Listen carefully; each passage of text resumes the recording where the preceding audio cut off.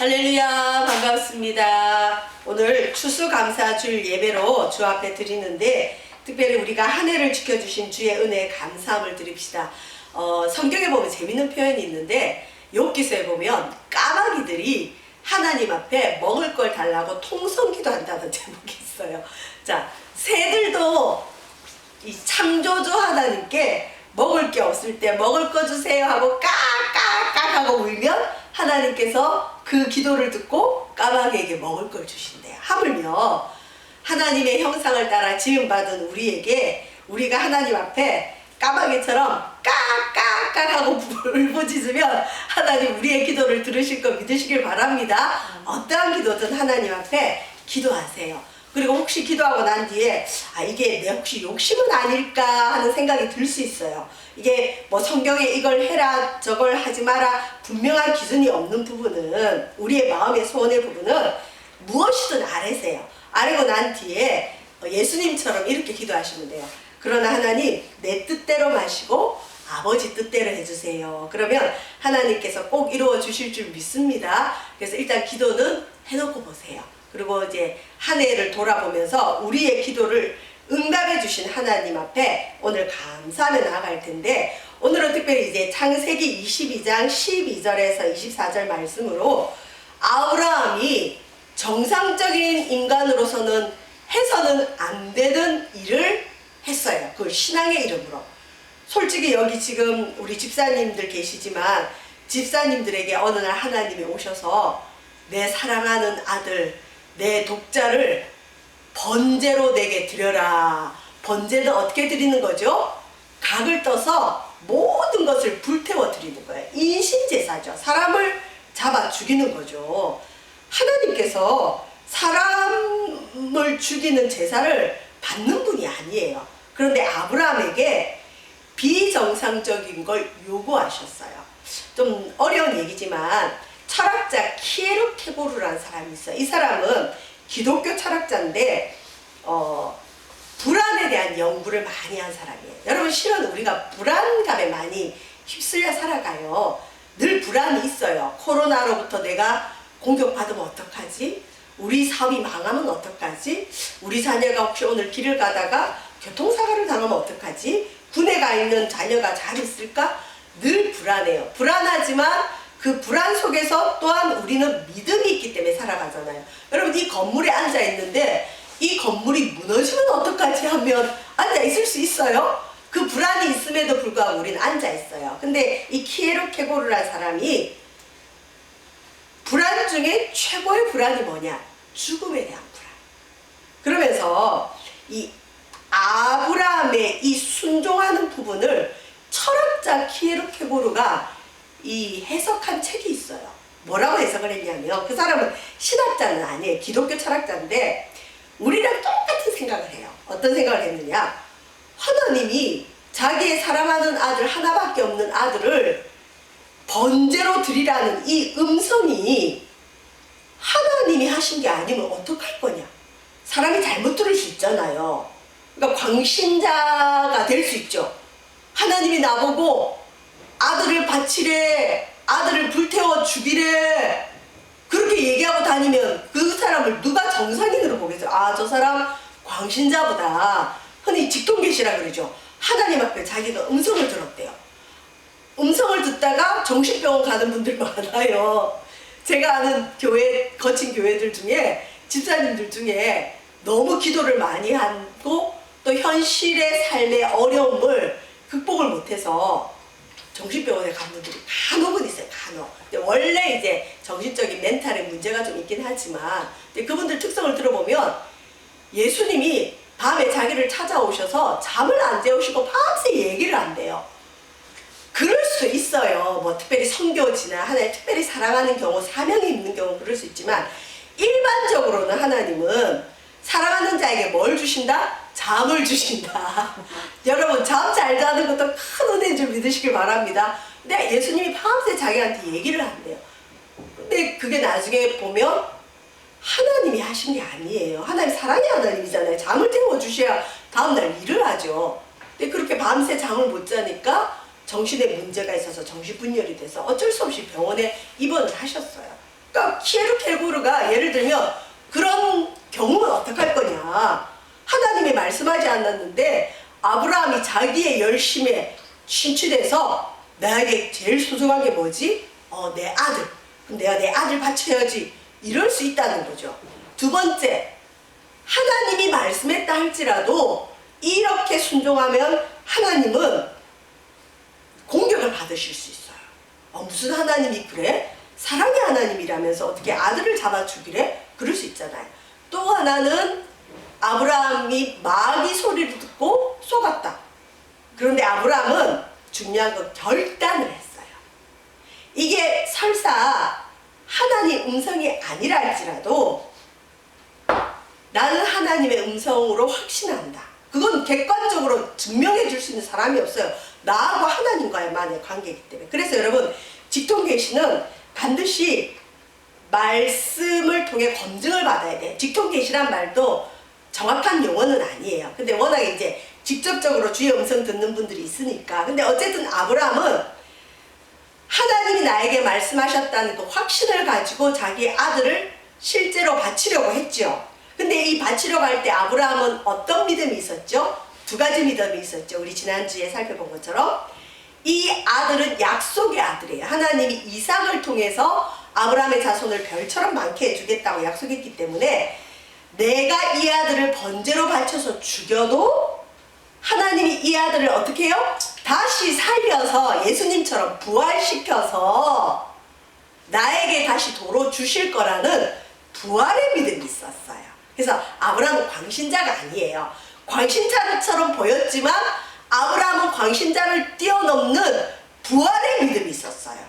설사 내가 이 아들을 죽인다 할지라도 하나님 명령임에 내가 확신하고 내가 설사 죽인다 할지라도 하나님이 이 아들을 다시 살려서 나에게 도로 주실 것이다. 하나님은 죽은 자도 다시 살리시는 능력의 하나님임을 믿었기 때문에 이 광신의 믿음을 뛰어넘은 거죠. 또 하나 아브라함의 어떤 믿음이 있죠? 여호와 이레 하나님. 여호와 이레가 뭐죠? 여호와께서 친히 준비하시리라. 우리 아들 바치려고 산에 올라갔는데 제발 우리 아들 대신 바칠 수 있는 순양이 있어라, 양이 있어라 하고 올라왔는데 처음에는 그 양이 있었어요? 없었어요? 없었죠. 그래서 아브라함이 아들 이삭을 결박해서 제단 나무에 올려놓고 칼을 잡고 그 아들을 딱 잡으려고 했는데 그때 누가 나타나셨죠? 여호와의 사자, 천사가 나타나서 아브라함아, 아브라함아! 아브라함을 멈추게 하는 거예요. 하나님이 급해지셨어요. 어휴, 아브라함이 진짜 바칠까 안 바칠까 하나님도 아마 궁금하셨을 것 같아요. 물론 아브라함이 바칠 걸 알았지만 인간에겐 자유의지가 있잖아요. 안 바칠 수도 있죠. 바치려고 올라갔지만 아까운 거예요. 부끄러운 고백이지만 저는 11조 할 때 그 습관이 좀 들들어가지고 옛날에 늘 하던 금액을 하면 아까운 마음이 안 드는데 갑자기 누가 뭐 용돈을 뭐 10만 원을 주면 거기서 10,000원을 해야 되잖아요. 그거 하려면 굉장히 아까울 때가 있어요. 당연히 바쳐야 돼요. 그리고 당연히 바치라고 성도들에게 말씀해요. 그리고 안 바치면 나에게 안 좋은 걸 알고 또 바치면 하나님 기뻐하는 걸 알아요. 그리고 이거 하나님 줬기 때문에 바치려고 해요. 그런데 바치려고 하는데 아까우니까 어떡할까요? 이 목사도 아까울 때 있어요. 아깝죠. 괜히 늦게 바쳐요. 한 줌 미뤘다가. 그러면 저 같은 경우는 하나님이 제가 목사가 그러면 안 되잖아요. 철없이. 그리고 성도들을 어떻게 이끌어요? 그러면 반드시 하나님께서 저에게 물질의 손해가 오게끔 하세요. 그러면 뒤통수 한 대 맞고 이거 아까워하면 안 되구나. 이봐요. 저는 나름대로 하나님 만났다 그러고 제 나름대로 믿음이 있다고 또 사람 성도들은 제가 믿음이 엄청 좋은 줄 알아요. 근데 저는 실제로 믿음이 그렇게 좋지는 않아요. 굉장히 인간적인 면이 아직은 많아요. 이성적이고 인간적으로 막 생각을 많이 하는데 저도 드리려고 하다가 안 드릴 때가 있잖아요. 한 줌 미룰 때가 있잖아요. 근데 아브라함도 바치려고 올라갔지만 막상 자기 아들 죽이려고 하는데 이삭이 아빠를 이렇게 쳐다보지 않았겠어요? 물론 눈을 감았을 수도 있고 다 키운 내 아들을 내가 죽여야 되는데 하나님 나 이거는 못하겠어요. 차라리 날 죽이십시오. 수 있을 거예요. 근데 아브라함이 진짜 죽이려고 하니까 하나님이 당황하시고 하나님이 급해지셔서 아브라함 하고 아브라함을 부르시는 거예요. 자, 오늘 본문 우리 12절 한번 읽어볼까요? 같이 읽습니다. 시작. 사자가 이르시되, 자, 창세기 22장 12절 시작. 사자가 이르시되 그 아이에게 내 손을 대지 말라. 그에게 아무 일도 하지 말라. 내가 내 아들 내 독자까지도 내게 아끼지 아니하였으니 내가 이제야 내가 하나님을 경외하는 줄 아노라. 하나님이 아브라함이 하나님 경외하는 거 몰랐을까요? 야, 아브라함 같은 자가 없다. 하나님은 아브라함이 얼마나 하나님을 존경하고 두려워하고 사랑하는지 알고 있었는데 이 아들을 실제로 바치려고 할 때 그때야 이제야 내가 하나님을 경외하는 줄 내가 알겠다. 자, 여기에 대해서 신약 성경은 뭐라고 얘기하는지 여러분 신약 저 뒤쪽에 보면 약이 있어요. 야고보서 2장 한번 찾아볼까요? 자, 빨간색 색인을 찾으시고 약을 찾으세요. 야고보서 히브리 야고보 이렇습니다. 2장 우리 20절에서 21절 한번 읽어볼까요? 이 아들을 바치려고 한 아브라함의 믿음에 대해서 야고보 사도가 무엇이라고 얘기하는지 야고보서 2장 20절에서 21절 같이 한 목소리를 읽습니다. 시작. 아, 허탄한 사람아, 행함이 없는 믿음이 헛것인 줄을 알고자 하느냐.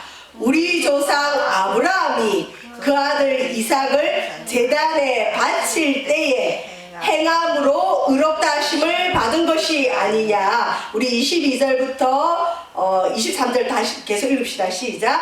내가 보거니와 믿음이 그의 행함과 함께 일하고 행함으로 믿음이 온전하게 되었느니라.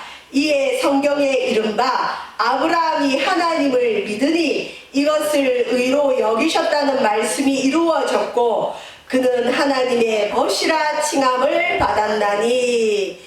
아브라함은 하나님의 벗이라 칭함을 받았어요. 하나님의 친구. 하나님의 친구가 될 정도의 믿음이면 어떤 믿음이냐?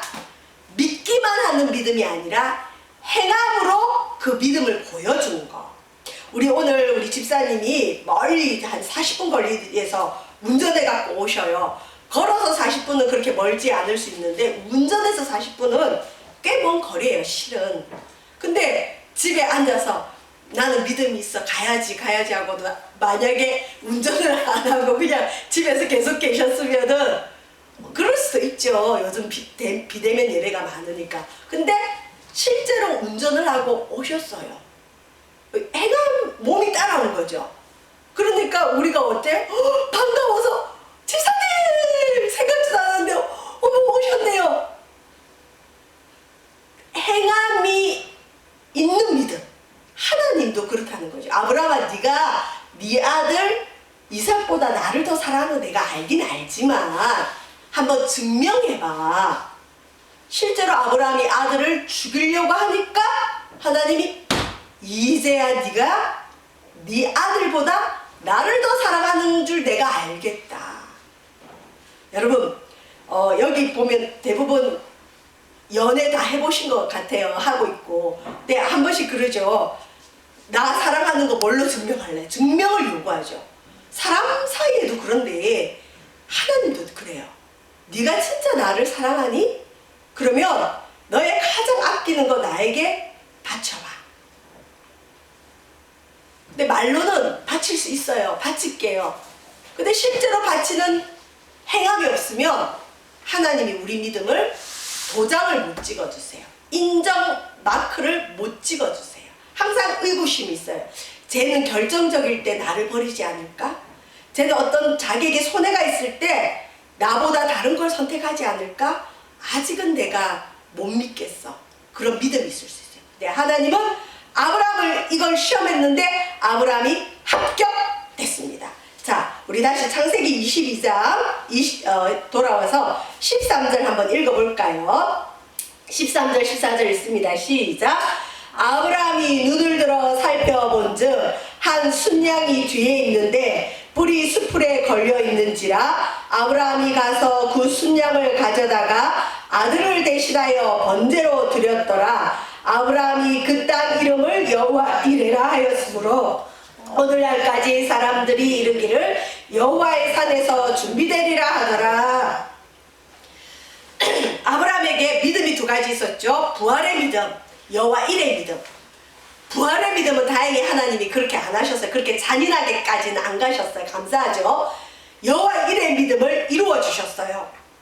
자기 아들을 죽이려고 했더니 하나님이 미리 예비한 순양을 가져다가 아들 대신 번제로 드리게 했고, 그것으로 인해서 그 땅의 이름을 뭐라고요? 여호와 이레. 우리가 길 가다 보면 이레 산업, 이레 학원, 또 제가 아는 권사님 사업장이 이레 정밀이 있어요.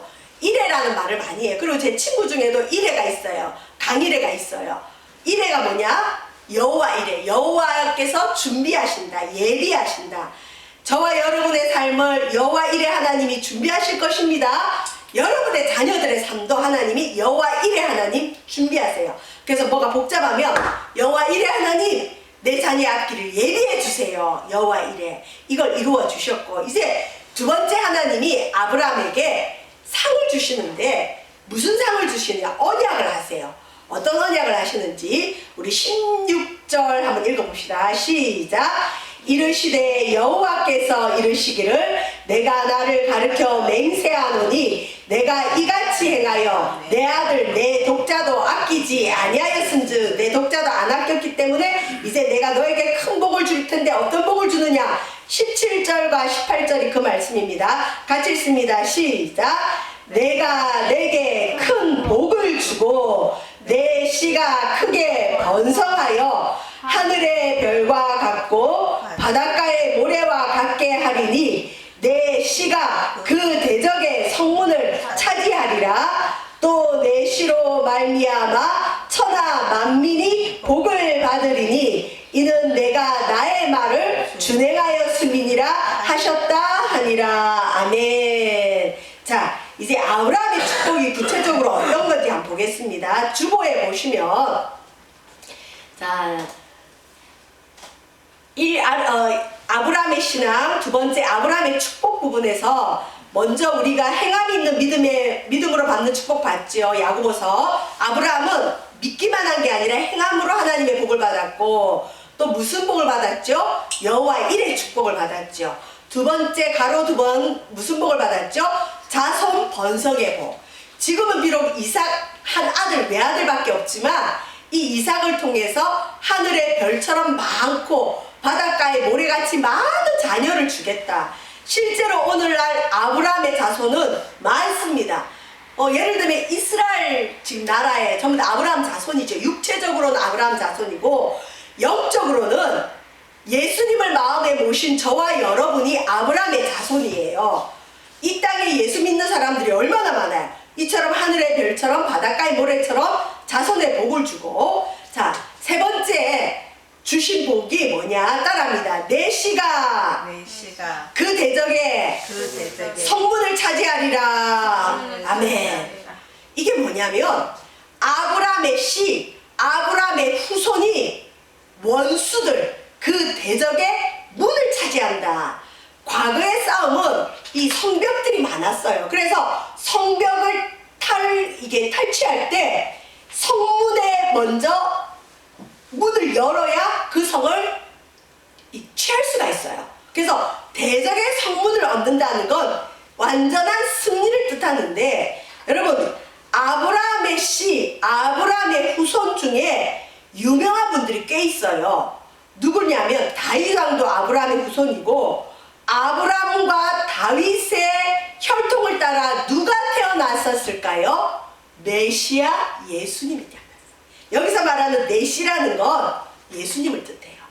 자, 여러분 보세요. 지금은 아브라함에게 이삭 하나밖에 없어요. 그런데 하나님이 내가 가장 귀하게 여기는 아들을 드렸더니 복을 주시는데 뭐라 하시느냐? 너는 지금 외아들 하나밖에 없지만 앞으로 너의 후손이 많아질 거야. 그리고 내 후손 중에 메시아가 태어날 거야. 자, 아브라함에게는 메시아가 태어나는 예언을 해주셨지만 여러분이 예수님을 잘 믿고 하나님을 경외하면 여러분 후손 가운데 이 나라 민족을 살리는 애국자가 나올 수도 있고, 그리고 나라에 큰 유익이 되는 대통령도 나올 수 있고, 전 세계에 도움을 줄 수 있는 유명인들이 나올 수 있어요. 그런 비전을 가지시길 바랍니다. 예수님을 믿으면 미래지향적이 돼요. 소망을 가져요. 어디까지? 천대까지. 겨우 그냥 지금 내 아들, 내 딸 앞길도 지금 답답하지만 이 아이들을 통해서 태어날 후손 중에 하나님이 위대한 인물을 많이 배출할 거라는 그 가문에 대한 믿음, 여러분 그런 믿음을 가지시길 바랍니다. 하나님이 내 씨가 대적의 성문을 차지한다 이랬는데, 여기서 내 씨라는 거 누굴 뜻한다고요? 예수님. 자, 이걸 말씀으로 한번 검증해 봅시다. 여러분 신약 성경 제일 처음 책이 뭐죠? 마태복음. 자, 마태복음 한번 찾아보세요. 우리가 성경 읽도 갈 때 창세기 읽다가 출애굽기 읽다가 이제 레위기가 어려워서 레위기에서 주로 어디로 넘어가냐? 마태복음으로 많이 넘어가요. 레위기 읽다가 너무 어려워. 역시 나는 신약부터 읽어야 돼. 그래서 신약을 폈는데 신약 맨 처음 첫 장이 족보 얘기가 나와요. 그래서 또 이거 읽다가 성경 일독을 멈추는 분이 많은데, 실은 마태복음 1장 1절이 구약의 모든 예언을 검증해 주는 거예요. 구약은 예수님의 태어남을 예언한 책이거든요. 자, 마태복음 1장 1절 한번 읽어봅시다. 시작. 아브라함과 다윗의 자손 예수 그리스도의 계보라. 계보라는 거 족보거든요.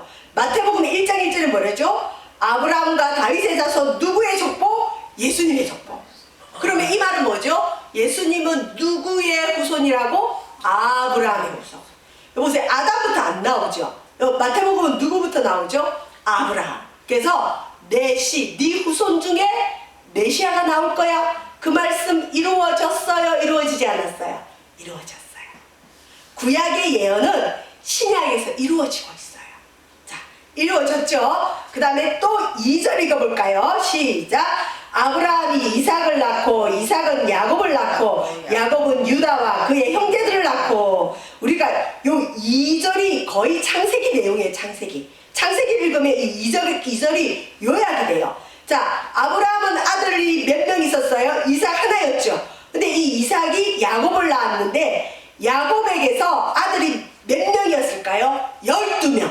그래서 실은 이스라엘은 이 야곱의 허리에서 많이 나왔어요. 그 다음에 이 메시아 예수님이 아브라함의 후손이라는 증명이 어디서 볼 수 있느냐? 우리 마태복음 1장 16장 한번 볼까요? 자, 드디어 누가 누구를 낳고 예수님의 조상들이 쭉 나와요. 그리고는 드디어 예수님이 어떻게 태어나셨는지 16절 읽어봅시다. 시작. 야곱은 마리아의 남편 요셉을 낳았으니 마리아에게서 그리스도라 칭하는 예수가 나시니라. 아멘. 아브라함의 씨에서 예수님이 태어났다. 자, 다시 창세기로 넘어오셔가지고요. 창세기 22장 보면 내 씨가 뭘 차지하리라? 대적의 성문. 대적의 성문. 여러분 가정에 축복을 맡고 있는 대적들이 있어요. 그 성문을 차지하시기 바랍니다. 여러분 자녀들의 앞길을 막고 있는 그 대적들이 있어요. 우리는 그 성문을 차지해야 돼요. 궁극적으로 이 대적의 성문은 뭘까요? 예수님이 겨우 대학 합격, 취업, 건강 이런 문만 차지하라고 돌아가셨을까요? 아니에요. 궁극적으로 대적의 성문은 뭐냐? 우리가 취해야 될 대적의 성문, 예수님이 차지하신 대적의 성문이 뭔지 우리 주보에 보시면 동그라미 2번 대적의 성문 돼 있죠. 자, 이 대적의 성문이 뭐라고요? 읽어봅시다. 시작. 죽은 영혼들. 저와 여러분은 마음에 예수님이 계셔요? 우리의 원수 마귀가 있어요? 예수님. 그래서 우리는 예수님의 대적이 아니에요. 그러면 좀 죄송한 말인데 저는 옛날에 예수님 믿기 전에 제일 듣기 싫은 말이 이 말이었어요. 근데 이 말을 제가 해요. 성경이 그렇게 돼 있기 때문에. 예수님을 마음에 모시지 않은 사람은 하나님의 대적이에요. 하나님과 원수예요. 왜? 마귀가 마음을 지배하기 때문에. 저는 이 말이 굉장히 불쾌했어요. 왜? 예수 믿는 사람들이 다 착하진 않잖아요. 참 못된 분들도 많아요. 근데 자기들은 예수님이 마음에 계시고 예수를 믿기 때문에 살았대요. 하나님의 자녀래요. 그런데 비록 제사를 지내고 우상을 섬기지만 착한 분들이 있어요. 우리 눈에 볼 때. 근데 그분들은 마귀의 자녀래요. 요새 이런 말 잘못하면 큰일 나죠. 조심해야 돼요. 근데 이제 차별금지법 통과되면 이런 말 하면 잡혀가요. 근데 성경은 그렇게 얘기를 해요. 그렇기 때문에 1년에 예수님이 꼭 필요해요. 여러분 가정에 예수님 안 믿는 가족에게 반드시 예수님을 전해야 될 이유가 이거예요. 우리의 이 몸은 때리면 아픈 육체가 있고 생각하는 혼이 있고 영이 있어요. 이 영에 예수님이 계시지 않으면 죽은 영이에요. 마귀가 지배하는 영이에요. 근데 이 죽은 영에 예수님이 들어오시면서 우리는 산영이 되었어요. 하나님 자녀가 되었어요. 영접하는 자, 예수 이름을 믿는 자들이 하나님 자녀가 되는 권세를 주셨잖아요. 죽느냐 사느냐의 문제입니다. 저도 옛날에 전도하는 사람이 제일 마음에 안 들었는데 제가 전도하는 사람이 됐어요. 왜? 진리를 알고 나니까. 예수 안 믿으면 지옥 가니까. 실은 제가 여기 사업장을 장사하는 분들 사업 이렇게 가서 이렇게 앉아 있는데 이거 영상을 들으세요. 참 기분 좋은 일이 있었어요. 그릇 가게에 가서 아주머니가 저를 너무 좋아하셔서 맨날 오라 그래요. 가면 자기 아들 얘기, 딸 얘기, 그분 불교를 믿는데도 그냥 막 와서 뭐 먹자 그러고 그래요. 그럼 거기 가서 이제 자주는 안 가지만 그래도 한 번씩 제가 뭐 가지고 이렇게 가면 그냥 앉아 있는데 거기 손님이 들어오셨는데 저보고 뭐라냐면 마스크를 다 꼈잖아요. 여기 세만석교회 목사님이죠 그러는 거예요. 그래서 제가 평소에 여기서 왔다 갔다 부딪히는 상인도 아니에요. 모르는 분이에요. 처음 본 분인데 어머 저를 아세요? 제가 목사인 줄 어떻게 아세요? 그랬더니 그렇게 보여요 그래. 내가 저분이 천사인가? 아니면 사기꾼인가? 신천지인가? 그러면서 자기 집에 놀러 오래요. 바로 요 빌라에 산다고. 그래서 정말요? 그랬더니 예 목사님 놀러 오세요. 그래서 제가 보통 이제 교회 다니는 분들은 저분 목사님 같다 알아요. 그래서 교회 다니시죠? 그랬더니 교회 안 다닌대요. 그래서 제가 너무 이상해서 신천지일 수도 있어요. 아니면 영안이 열렸든지 어쨌든 오래요. 그래서 실은 그분을 만나려고 뭘 준비해서 갔는데 그분이 집에 안 계시더라고요. 그래서 간 김에 거기를 쭉 배를 누르면서 훑었어요.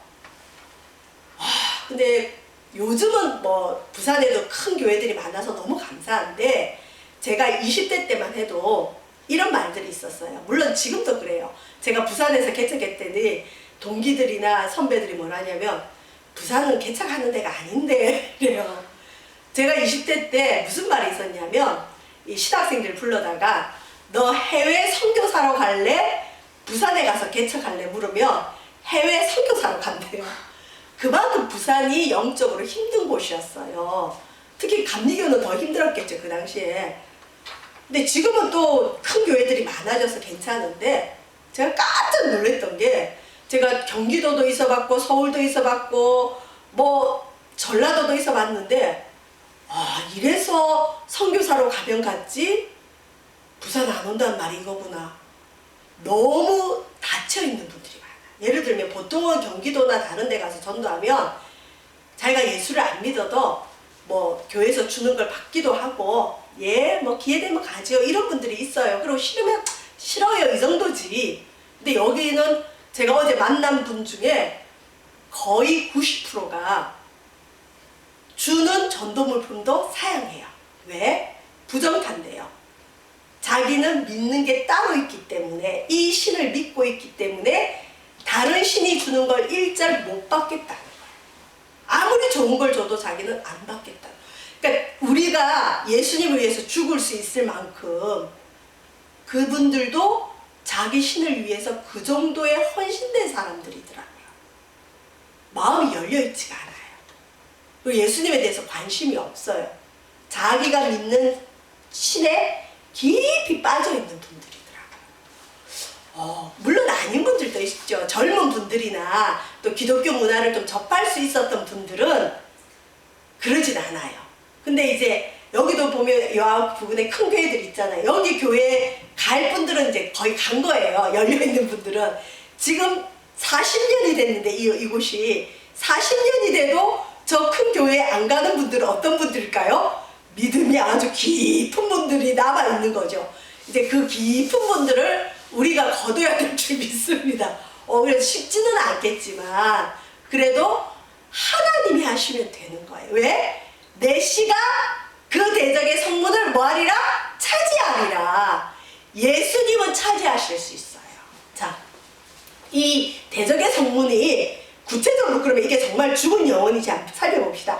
우리 신약 성경에 다시 돌아가서요. 이 말씀을 신약 성경에서 어떻게 해석하면 좋을지 앱 찾아보세요. 에베소서 2장 1절 사도 바울이 쓴 책이죠. 앱 찾아보세요. 에베소서 신약 311쪽 정도에 있습니다.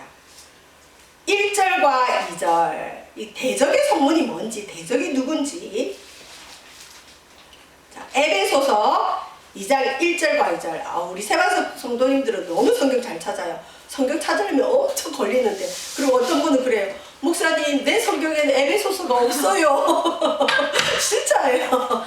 자 에베소서 2장 1절에서 2절 같이 한번 읽습니다. 시작. 그는 허물과 죄로 죽었던 너희를 살리셨도다.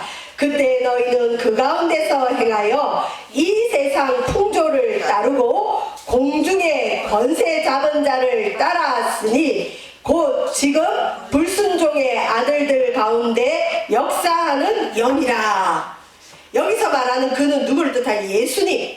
예수님은 허물과 죄로 죽었던 너희를 살리셨도다. 실은 우리가 예수님을 마음에 영접하기 전에 우리의 영이 허물과 죄로 죽을 수밖에 없는 게 아니라 죽었어요. 죽어 있었어요. 우리는 죽은 사람이었는데 누가 우리를 살리셨다? 예수님이. 자, 허물과 죄로 죽어 있을 때 우리의 상태가 그때의 너희는 그 허물과 죄 가운데서 행하고 그래서 보세요.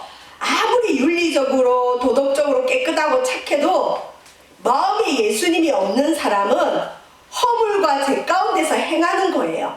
허물과 죄 가운데서 행하여 뭘 따른다? 이 세상 풍조를 따르고. 그래서 예수님 안 보는 없는 사람은 세상 풍조 따르죠. 세상이 원하는 걸 해요.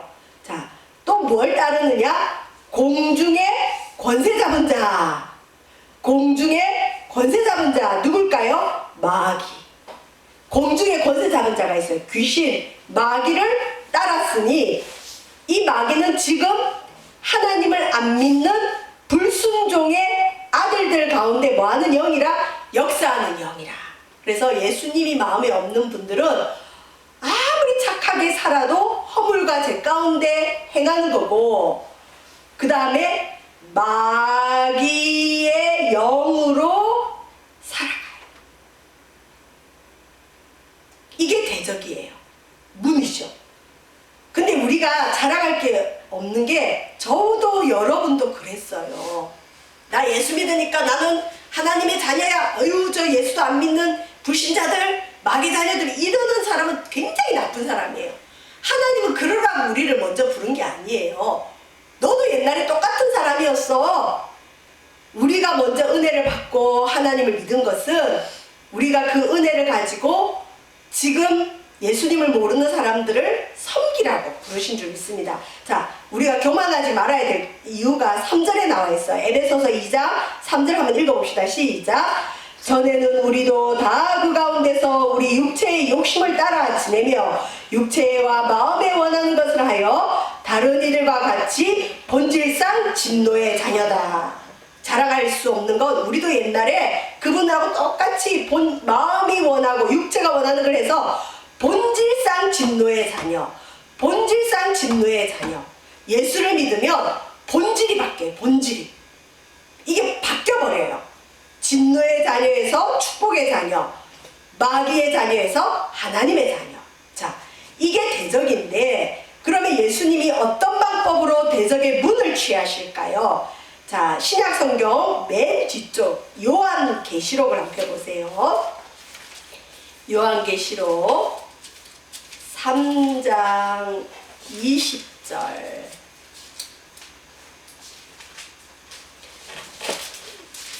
우리가 저기 기독교 서점 가면 볼 수 있는 사진 중에 예수님이 어떤 문 밖에 서서 이렇게 노크하는 그림 있죠. 성화. 그 성화가 배경이 되는 말씀인데 그 문을 두드리는 예수님의 손은 못 박혀 있고 그 문의 문고리가 바깥에 있을까요? 없을까요? 없어요.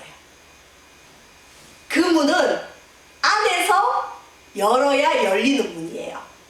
바깥에서 잡아 당길 수가 없어요. 그 문에 예수님이 노크하고 계신 그림인데 그게 바로 예수님이 대적의 문을 취하는 방법이고 그게 요한계시록 3장 20절 말씀입니다. 우리 요한계시록 3장 20절 한번 읽어봅시다. 시작. 볼지어다 내가 문 밖에 서서 두드리노니 누구든지 내 음성을 듣고 문을 열면 내가 그에게로 들어가 그와 더불어 먹고 그는 나와 더불어 먹으리라. 예수님이 문 밖에 서서 두드리는데 볼지어다 내가 대적의 문 밖에 마귀가 지배하고 공중의 권세 잡은 자가 지배하는 그 문 밖에 사람의 마음의 문이에요. 마귀가 자리 잡고 있는 하나님을 싫어하는 하나님을 안 믿는 그 문 밖에 예수님은 지금도 서서 뭐하고 있다? 두드리고 계세요. 근데 누구를 통해 두드릴까요? 예수님이 직접 누구에게 오셔서 죄송해요. 우리 김덕식 집사님의 사모님이 이채복 사모님인데 제보가 문 열어다오 이럴 수도 있지만 대부분은 누구를 통해 두드릴까요? 예수 믿는 사람을 통해. 가족, 친구. 그분들이 자꾸 너 예수 믿자. 너 예수 믿어야 천국 가. 예수 믿어야 하나님 복을 줘. 이런 얘기를 자꾸 하는 거예요. 문 밖에 서서 두드리노니 누구든지 어떻다고 예수님의 음성을 듣고 문을 열면, 여기서 문 연다는 게 이제 마음의 문을 열면 우리가 예수님의 음성을 듣고 우리의 마음의 문을 열었기 때문에 예수님이 우리 마음에 들어오셨어요. 그러면 우리 예수님이 어떻게 한다고요? 그에게서 그의 몸에 들어가요. 우리 마음에, 우리 몸에 들어오셔서 우리와 함께 먹고 우리는 예수님과 함께 먹고 함께 사신다는 얘기입니다. 이게 예수 믿는 복이에요. 저와 여러분, 나만 사는 것 같지만 우리에게는 예수님이 함께 거하시는 줄 믿습니다. 그래서 우리를 예수님을 모신 성전이라 그러잖아요. 그래서 우리 몸을 더럽히면 안 돼요. 다른 죄는 다 하나님이 용납하지만 우리 몸을 더럽히는 음행의 죄는 하나님이 굉장히 싫어하세요. 형벌이 있어요. 그거는. 우리 몸은 예수님의 성전입니다. 근데 이 예수님을 믿는 과정도 여러분 기억나시지만 하나님이 직접 꿈에 나타나셔서 전도한 사람도 있고 어떤 분은 점쟁이한테 갔는데 당신은 예수 믿어야 된다 그러고 점쟁이가 전도한 사람도 있어요. 무당이 전도한 사람도 있어요. 뭐 어떤 분은 실제로 꿈을 꾸고 교회 오는 분들이 있어요. 근데 그런 분들이 있지만 대부분은 예수님을 믿는 우리 믿는 자들을 통해 하나님 말씀하세요. 교회 가자, 교회 가자, 예수 믿자. 그때 싫은데 그러면서 겨우 문을 열어놨어요. 왔어요. 그때 예수님이 들어오세요. 예수님은 강도가 아니에요. 너 문 안 열어? 너 죽인다? 그리고 바깥에서 문 열고 들어오는 게 아니라 먼저 두드리고 우리가 열면 예수님이 들어오셔서 예수님이 우리와 함께 먹고 우리와 함께 마시는 이 축복. 이게 아브라함의 축복이고 아브라함을 믿는 저와 여러분의 축복이고 또한 사명임을 믿습니다. 예수님이 대적의 문을 얻고 계시다면 저와 여러분도 우리 우리 속에 계신 예수님을 의지해서 대적의 문을 얻으시는 저와 여러분 되시길 주의 이름으로 축원드립니다. 자, 그러면서 아브라함의 축복을 하나님 이루어 가세요. 대적의 문을 얻는 저와 여러분 되십시다. 그리고 이왕이면 저와 여러분이 그 대적의 문을 여는데 도구가 되길 바랍니다. 두드려야 돼요. 예수 안 믿는 사람에게 두드리십시오. 그러면 그 사람이 열면 예수님이 들어가셔서 그 대적의 성문을 차지하시고, 그 다음에 이제 아브라함에게 주신 복이 천하 만민이 너로 인하여 복을 받을 것이다. 그 다음에 나오는 얘기가 뭐냐면, 이삭을 통해 하늘의 별처럼 바닷가의 모래처럼 많은 자손 주신다 그랬죠. 이삭을 통해 예수님이 태어나시죠. 그러면 이삭에게 누가 있어야 될까요? 배우자가 있어야죠. 그래서 그 뒤에는 이삭의 부인을 예비하시는 하나님 나홀의 얘기가 나와요. 자, 여기가 메소포타미아 그 갈대 우르에서 아브라함의 아버지 데라와 아브라함과 롯이 출발을 해서 이 가나안을 가려고 했어요. 이 메소포타미아 갈대 우르에서 이 가나안을 가려고 했는데 여기는 바다고, 근데 아버지 데라가 가다가 어디에서 멈췄죠? 카란이라는 곳에 멈췄어요. 카란이라는 곳에 여기서 아버지가 죽고 아브라함의 동생 나홀이 여기 살아요. 이게 나중에 이제 이삭의 처가가 되는 야곱의 처가가 되는 밧담 아람이라는 곳인데, 여기에 나홀이 살고 아브라함과 롯은 다시 하나님의 불을 받고 이 가나안 땅에 왔어요. 이 카란이라는 곳에 아브라함의 남동생 나홀이 자기 조카랑 결혼을 해서 8명의 아들을 낳았는데, 그 8명의 아들의 이름을 부르다 보면 우리는 방언이 터질 수 있어요. 이름이 많아요. 근데 그 아들 중에 부드엘이라는 아들이 있는데, 이 부드엘이 누구를 낳았느냐? 성경에 보면 누구 낳았다고요? 따라합니다. 리브가를 예비하셨어요. 하나님은 이삭을 통해 하나님이 복을 줄 거다 이야기하시면서 뭐의 복을 준비하셨다고요? 가정, 결혼, 배우자를 준비하셨어요. 요즘 결혼 안 해도 혼자 살아도 좋다는 사람이 뭐 거의 60%래요. 요즘 자녀들이 결혼을 안 해서 굉장히 문제예요. 결혼해야 돼요. 해서 저는 제 가르쳤던 청년들이 결혼 안 하면, 너 결혼 안 하면 목사님처럼 목사 돼야 돼. 그러면 애들이 겁을 먹고 결혼을 해요. 나 목사하면 안 돼. 이러면서 결혼을 해요. 사명이 있어서 결혼하지 않는 이상 결혼해서 할 수만 있으면 애를 많이 낳아야 돼요. 의의 후손들을 많이 낳아야 돼요. 근데 요즘 말세의 징조 중에 하나가 결혼도 안 하고 애도 안 낳아요. 그럼 하나님 복을 줄 기회가 없어요. 여기 보세요. 아브라함에게 복을 막 약속하시면서 배우자를 예비하신 하나님. 여러분 자녀들의 배우자도 하나님이 예비하고 계심을 믿으시길 바랍니다. 기도하겠습니다. 하나님 감사합니다. 자기의 사랑하는 아들을 바칠 때 하나님은 이제야 네가 나를 경외하는 줄 안다고 아브라함의 믿음을 인정하시고, 그의 믿음대로 여호와 이레 하나님이 순양을 예비하셔서 아들이 죽지 않게 해주셨고, 이 행함 있는 믿음을 향해서 하나님은 아브라함에게 대적의 성문을 얻으리라 약속하셨습니다. 예수님이 대적의 성문을 취한 것처럼 우리 또한 대적의 성문들을 취하게 도와 주시옵소서. 또 우리 자녀들의 앞길을 열어주셔서 믿음의 배우자들을 만날 수 있는 가정의 복을 허락하여 주옵소서. 감사드리며 예수님 이름으로 기도합니다. 아멘.